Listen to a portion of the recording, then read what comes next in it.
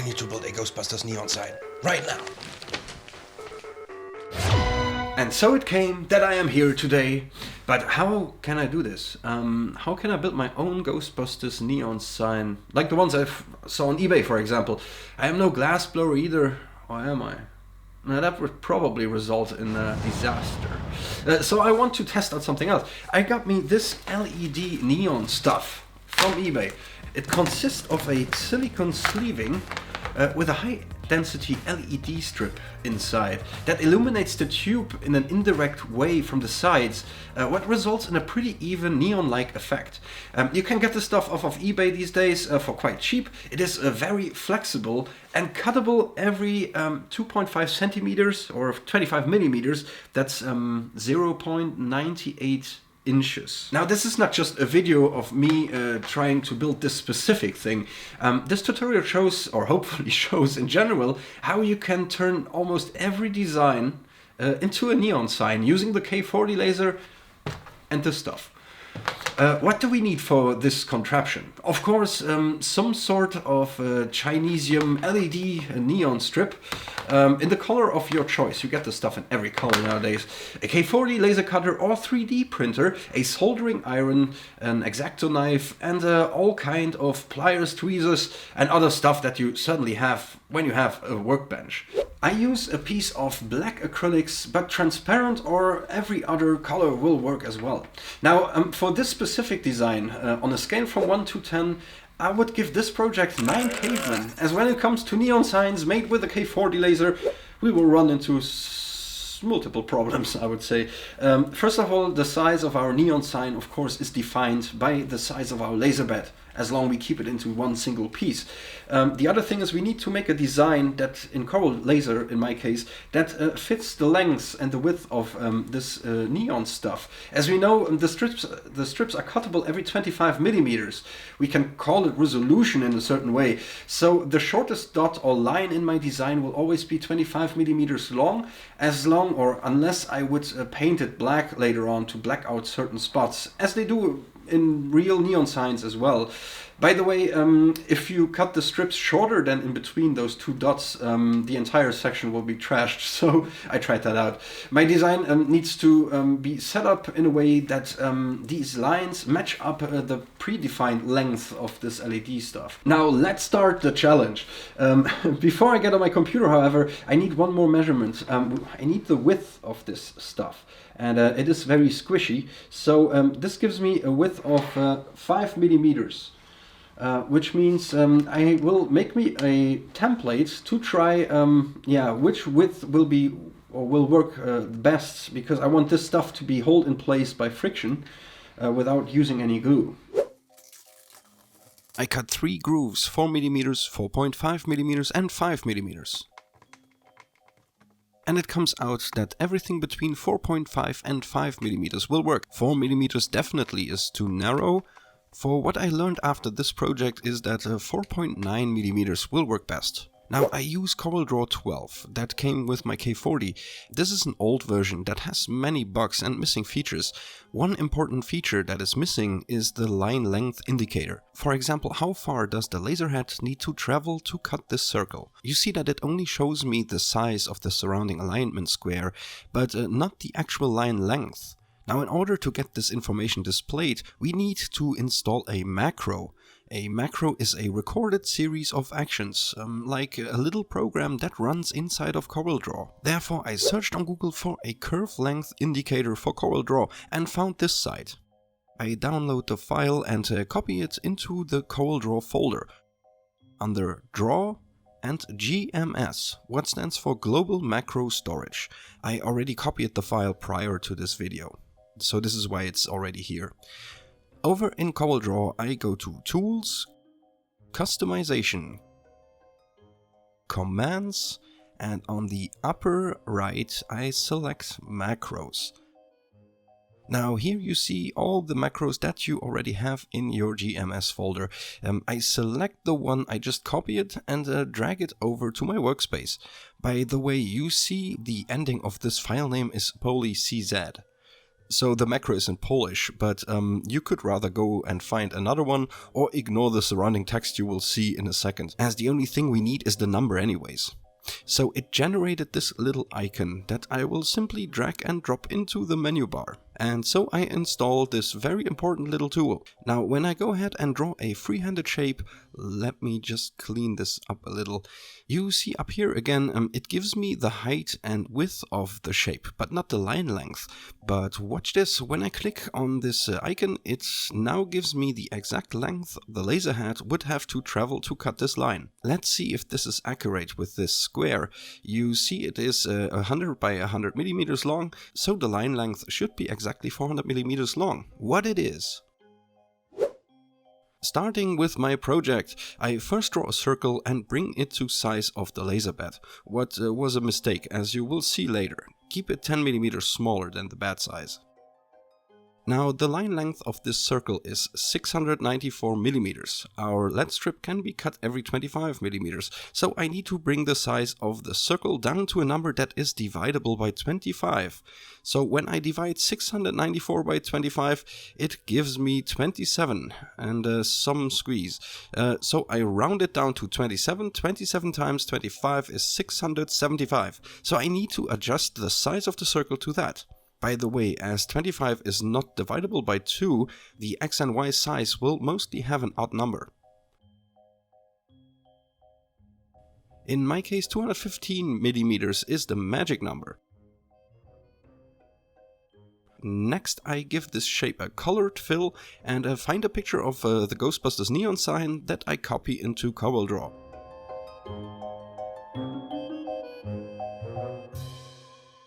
Then I adjust its size to match with the shape, trying to match it to the mid of the original line. This, by the way, is a nice feature for doing stuff like this. When the size fits my design, I go ahead, right-click and lock the picture in place, so I will not accidentally select it all the time. And this is the first line.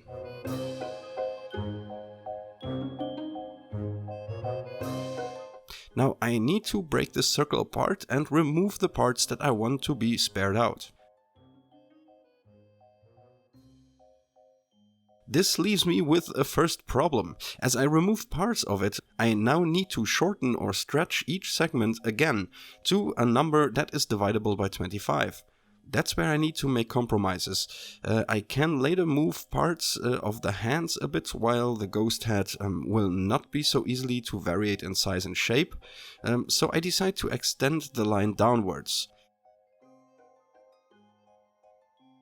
To compensate this loss of space for the hands, I will shorten the lower part again to a length that is divisible by 25. Now all this sounds plotting, but it actually is not too complicated when you start working on it.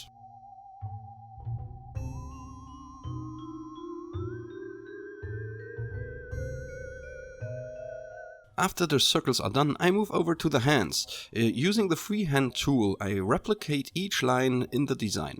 By the way, keep in mind that this LED stuff is quite flexible, but it provides a certain amount of tension and resistance to the acrylics, what will become a curse later in this project.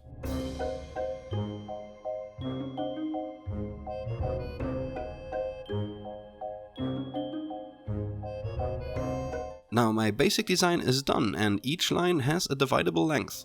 Next I need to bring those lines up to the right width. That is quite easy. I simply select each line, go up into the line thickness window and type in my desired width, what in this case is 4.8 millimeters. And here you can see another problem. Some lines are overlapping, so I am forced to rearrange them, what for me personally is okay, regarding that probably every neon sign is never 100% accurate. But here is another very important point that I have underestimated. I was talking about tension before. Each piece of LED strip will add tension to the acrylics until it breaks. So other than me, make sure to leave way more space between each section than I do here. It will cost me a lot of nerves and brain cells. Now my design is almost finished, but I need a final outline around the whole thing. To make this, I first go ahead and duplicate my design by pressing Ctrl and D. Then I combine everything together. Up in the Arrange tab, I go to Close Path Closest Nodes with Straight Lines. I have to mess with some points here that are going ape, but I will rearrange them later. Then again, I go to Arrange and convert the design to an outline object before breaking the curve apart again. This procedure results in generating a black mat with the exact outline of our design. I delete all of the trash that has now gathered behind the object and then create a contour that surrounds it. The contour option can be found under the Effects tab. I generate a contour of 2 mm outwards of the design, as it needs to be a bit bigger than the actual logo. Again, I should have made this way bigger than 2 mm. Then I go ahead and select the main logo and color it white so we can see. I select both shapes and arrange them to the center of the page so that they are perfectly aligned. Now I can take care of this issue here by dragging some knots over and make it look nice. Time to get this design ready. I select the outlines and remove the fill by clicking on transparent with the left mouse button. It now reveals the original contour line that I need to get rid of. As the logo is still a bunch of thick lines, I am now converting them also to an object before removing the fill and giving it some black outlines. I again center both to the page and voila! I also designed me a proper stand for this contraption in the design of a ghost trap. By the way, you can download both templates from my webpage, but be warned, this design is a curse.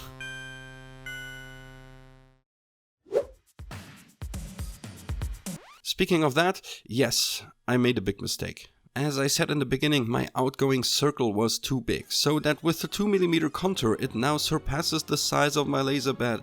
I reduced the size by 2.5%, thinking that it might work, but it came out that this was a big waste of a whole sheet of acrylic. All of the lengths were totally messed up, so there's only one resolution for this problem, making it a 2-part cut and gluing it together.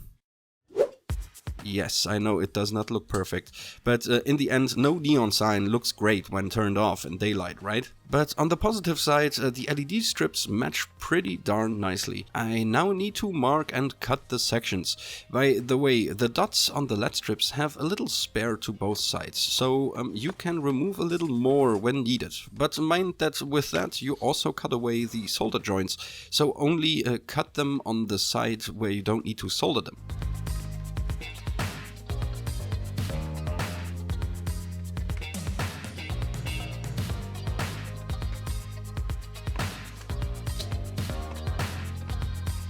Now, for the more narrow bends, I need to remove some of the material, to take out some of the tension at least. Watch out not cutting through the LED strip though.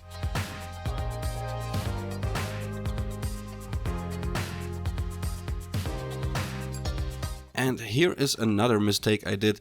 Don't put in the segments when you are planning to remove them again. This stuff is squishy and wants to come back into its original shape when clamped in place, what results in needing pliers to pull them back out again, and that almost destroyed the whole project. Time to solder each segment together.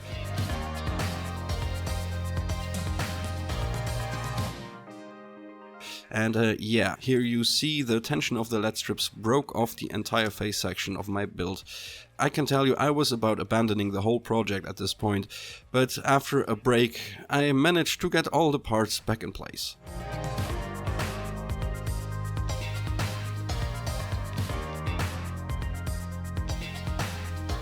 Okay, so it comes out that this is quite a pain in the butt, because I managed to break off pieces in here in the eyes because there's just too much tension on these little things, and yeah, I managed to fix everything back together. You saw that the other part is missing here. I will glue this back on.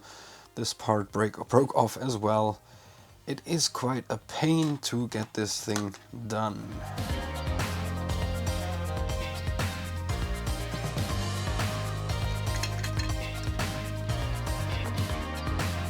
Let's hook up all the wires and test it for the first time. Okay, now, moment of truth. Okay, pretty darn awesome. Well, there's one segment that is not quite working yet, but I found the problem pretty quickly. Ah, I see. Nice. Let's build the stand. For that I am using 4mm plywood.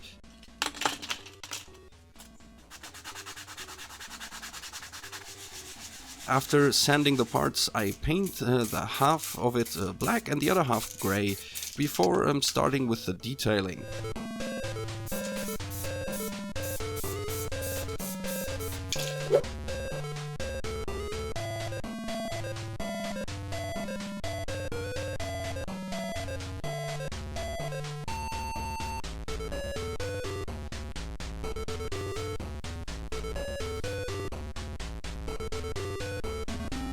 I found an old 12 volt adapter I want to use for this project. These LED strips work with 12 volts, but I find them too bright. Also, they tend to burn out way faster when powered on full throttle. So, using my bench power supply, I found out that 9 volt would be best for my build at least. To bring down the voltage, I need to solder in a resistor. I am sure you know how to calculate resistance, but for those who never did that, I am showing it again. I have a 12 volt power supply. My LEDs are consuming 500 milliamps or 0.5 amps. I want to bring down the voltage to 9 volts, so I need to get rid of 3 volts. 3 volts divided by 0.5 amps equals 6 ohms. The closest resistor I have on hand right now is a 10 ohm resistor.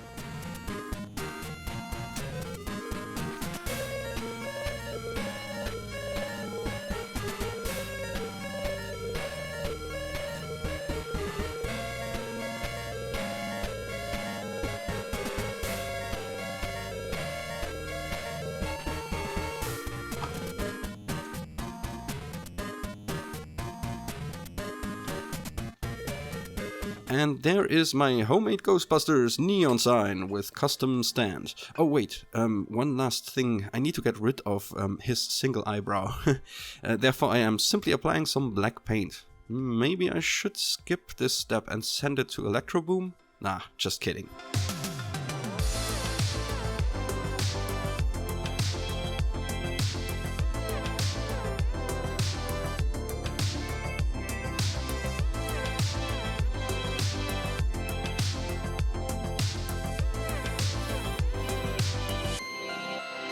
And so I have built my own Ghostbusters neon sign, right in time for the whole relaunch of this franchise. Now, the result looks nice from far and far from nice when you get closer at daylight. But after all, the principle works and I am quite happy with the result, considering that this project was somehow cursed almost from the beginning. But seriously, the Ghostbusters logo was probably one of the most complex things that you can make in a fittable size on the K40 Laser. If I could have doubled the size, it would have been way easier to do. But I must say that I learned a couple of things that I gathered together in a short list of things and problems that I encountered during this build. So you will make it better. First, think about making it a two-part design from the beginning. Leave enough space between each section of the LED strip, so as a thick contour that surrounds the design. Bending the LED strips applies tension onto the acrylics in all different directions and adds up. Especially when there are multiple strips that are located close together, there is a risk of breaking the acrylic. Acrylics can be glued nicely with super glue gel, but I suggest you to get you some activator spray as well.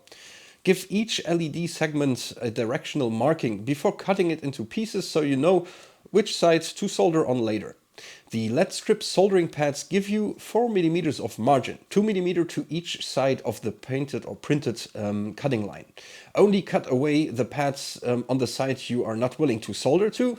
Solder the segments before squeezing them into the acrylic sheet, as they are a pain to get out again. Now, as I mentioned before, I uploaded the design of this project, including the stand, to my webpage. Free to download, the link is in the description below. But don't tell me I haven't warned you, because this thing is cursed. Now, I hope you enjoyed this project, and maybe I could motivate you to build your own little neon sign. If I did so, or do so, let me know on Instagram, Facebook, or in the comments. While you are there, please give it a thumbs up. By the way, YouTube does not show you any new uploads when you have not pressed on this little bell icon. So do this as well if you feel like it. Even they pushed the new Ghostbusters Afterlife movie to November of this year. I thought it would be a good time to make this build, as stores for now, like Target and Walmart, are filled plenty with Ghostbusters stuff. I don't know why. By the way, they will even relaunch the Ghostbusters cereals very soon, and I will definitely get me a box of that. So I hope you enjoyed. I see you on the next project. Until then, see ya.